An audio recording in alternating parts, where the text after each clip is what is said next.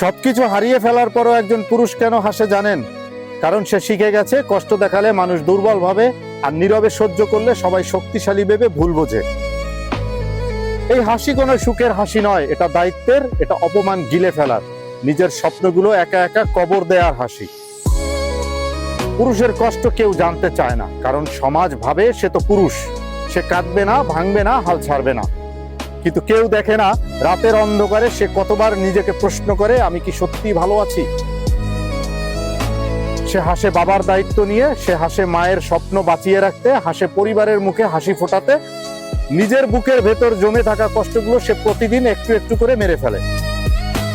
এই হাসির আড়ালে থাকে ব্যর্থতার গল্প, অবহেলার ক্ষত, আর এমন কিছু মানুষ যারা প্রয়োজন ফুরালে দূরে সরে যায়, তবুও সে অভিযোগ করে না, কারণ অভিযোগ করারও সময় তার হাতে নেই।